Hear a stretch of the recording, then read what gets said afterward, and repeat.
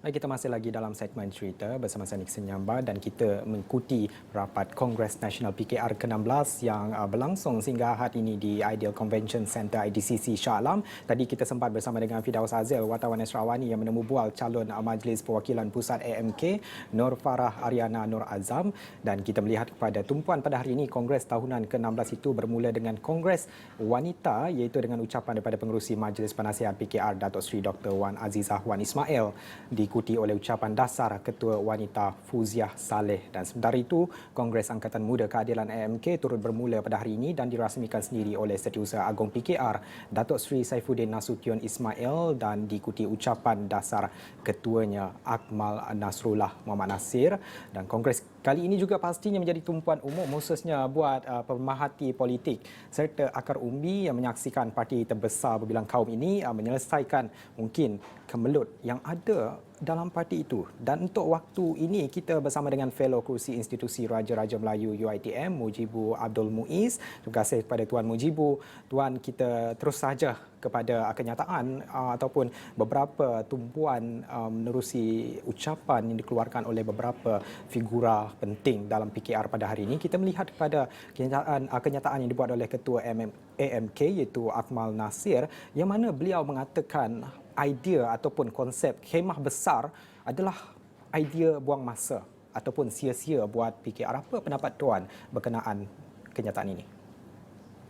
Ya, ini barangkali satu perbincangan yang berat ya di dalam apa yang kita saksikan dalam PKR, di mana kita lihat jelas isu kemah besar ini seolah-olah telah memecahkan PKR ini kepada dua kelompok, dan kita lihat seolah-olah kelompok yang menolak idea kemah besar itu sedang menguasai parti menerusi pimpinan pemilihan PKR baru-baru inilah. Dan kita juga mau melihat apakah pemilihan pimpinan pusat baik MPP maupun juga jawatan AMK dan wanita itu barangkali akan dipengaruhi dengan isu kemah besar ini. Dan kalau kita saksikan kelak siapa yang akan memenangi jawatan itu, barangkali akan membawa kita kepada konklusi apakah kemah besar ini akan menjadi teras kepada PKR ataupun sebaliknya. Tetapi saya rasa kemah besar ini barangkali berbagai tafsirannya. Saya faham apa yang dikatakan oleh Presiden PKR yang mengatakan walaupun kemah besar itu barangkali tidak dirujuk secara umum sebagai kemah, tetapi dia adalah satu inisiatif untuk merangkul kekuatan bagi memastikan kekuatan pembangkang itu solid dalam memastikan tidak ada perpecahan undi dalam naratif untuk melawan UMNO. Tetapi yang kita juga harus faham bahawa idea kemah besar ini ditolak oleh segelintir ataupun sebahagian daripada yang berada di PKR itu, kerana melihat idea kemah besar ini tidak membawa PKR dan juga PH ke mana, kerana isunya hanyalah mahu bergabung dan mencari kuasa menerusi jalan belakang, kerana isu-isu ini telah menjadi bebanan kepada PH dan ditolak dalam pilihan raya negeri di Melaka, di Johor, di Sarawak ya. Dan juga bagi saya lah ya, isu kemah besar ini sebenarnya distraction kepada ahli yang sepatutnya dalam tempoh masa yang semakin sedikit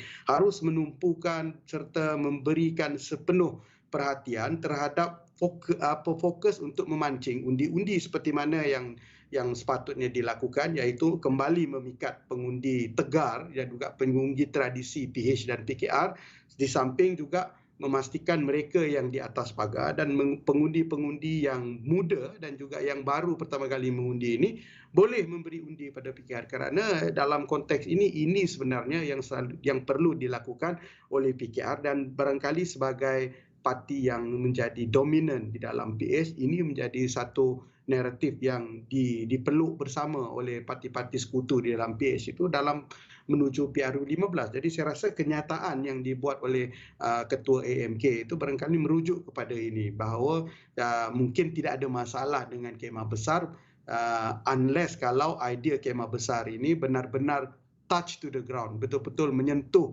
kepentingan dan juga kemaslahatan parti, iaitu untuk menang pilihan raya.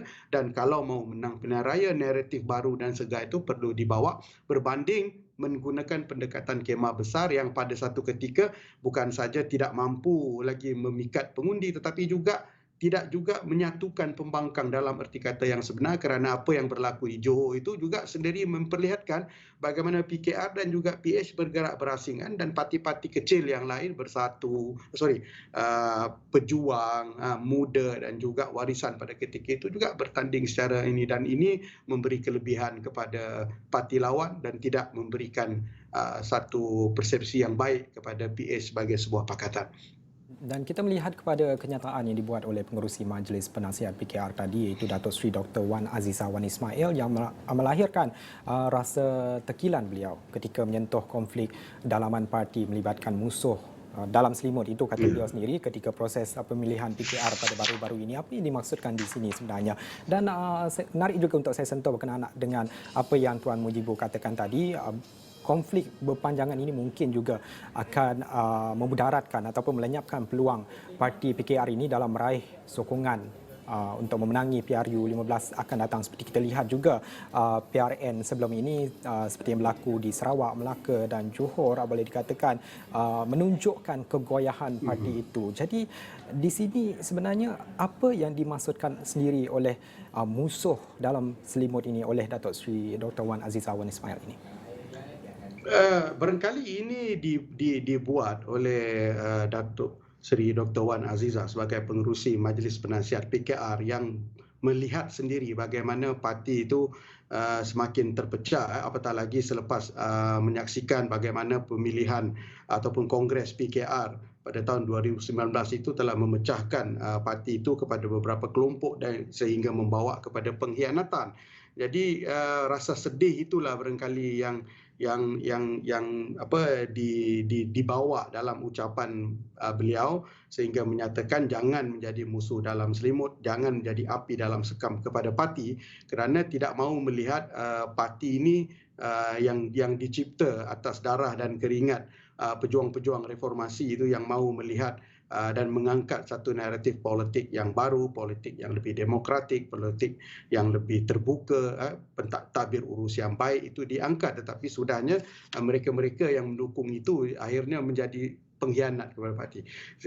Apa yang saya perhatikan dalam konteks ini, barangkali ini satu seruan kepada semua yang terpilih itu untuk kembali rapatkan parti, ya.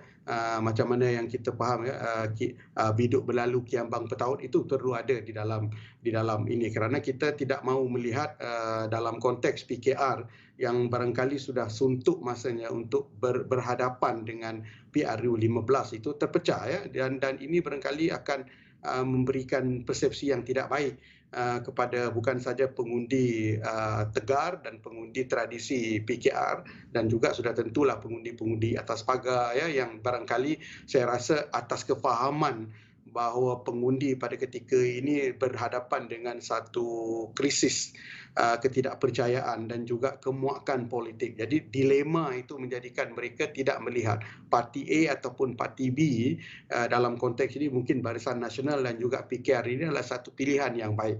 Maka ada kebarangkalian kalau mereka ini tidak keluar mengundi dan atas kebimbangan itu barangkali PKR dan PH tidak berpeluang untuk menang pilihan raya, dan sudah tentulah dia akan memberikan kelebihan kepada parti lawan, kerana kekuatan parti lawan dalam konteks akar umbi itu barangkali jauh meninggalkan parti seperti PKR. Tapi kalau mampu digambling dengan memberikan satu gambaran bahawa PKR ini tampil sebagai parti yang boleh menjadi pilihan, mereka itu berubah, mereka itu benar-benar solid dan datang dengan penawaran baru, saya rasa itu barangkali boleh memberikan satu persaingan yang seimbang, atau sekurang-kurangnya merapatkan jurang perbezaan di antara Barisan Nasional dan juga Pakatan Harapan, terutamanya PKR dalam konteks mereka sebagai parti yang barangkali anchor dalam Pakatan Harapan. Kita melihat kepada kenyataan dikeluarkan sendiri juga oleh Setiausaha Agong PKR iaitu Datuk Seri Saifuddin Nasution Abdullah yang mana mengeluarkan satu kenyataan yang cukup optimis, katanya keadilan mahu jadi parti terkuat terbesar selepas PRU ke-15. Satu kenyataan yang kita tahu memang yakin dan juga optimis. Adakah ini boleh direalisasikan dan apa mungkin cabaran untuk mereka merealisasikan perkara ini? Mengambil kira tekanan dari parti lain, Tuan. Saya melihat begini ya, mana-mana parti yang inginkan menjadi satu parti yang kuat dan dominan, dia harus bermula dengan pengukuhan akar umbi. Jadi kalau kita bercakap tentang akar umbi, saya rasa ada dua perkara yang perlu ditumpukan, iaitu kaderisasi yang meluas dan juga adanya satu organisasi parti daripada sekecil-sekecil jawatan sehinggalah sebesar-besar jawatan yang bermula di peringkat cabang. Ini menjadi kepentingan kerana apa yang saya saksikan, kekalahan Pakatan Harapan terutamanya PKR dalam siri pilihan raya negeri itu banyak disumbangkan kerana mereka bergantung harap kepada pengundi-pengundi yang atas pagar dan pengundi-pengundi yang taktikal, pengundi-pengundi tradisi mereka yang saya rasa ketika pilihan raya kecil itu tidak datang mengundi, dan ini memberi kelebihan kepada mereka yang ada akar umbi di bawah ini, yang ada sistem satu jaringan sistematik pengundi yang tahu secara mikro di mana pengundi-pengundi mereka yang berada di situ, yang mendiami kawasan itu dan dibawa keluar. Ini salah satu faktor yang barangkali perlu dibetulkan oleh PKR kerana mengharap kepada pengundi yang atas pagar, pengundi-pengundi kritikal dan juga pengundi-pengundi tegar mereka yang saya rasa jumlahnya barangkali sedikit, itu barangkali satu yang berbahaya dan berisiko untuk dilakukan oleh PKR. Dalam masa yang sama juga saya melihat bahawa kelebihan PKR itu berbanding dengan kelemahan, iaitu mereka itu lebih terbuka dengan penerimaan generasi-generasi baru dalam kepimpinan mereka dan tidak kekurangan pelapis yang boleh datang dengan idea-idea segar, baik di dalam AMK, di dalam wanita maupun di kepimpinan tertinggi itu, berbanding dengan parti lawan mereka yang saya rasa di peringkat atas kepimpinan mereka itu agak sedikit untuk apa yang boleh ditawarkan, yang boleh dikedepankan sebagai pemimpin pelapis ataupun sebagai pemimpin masa hadapan parti-parti mereka.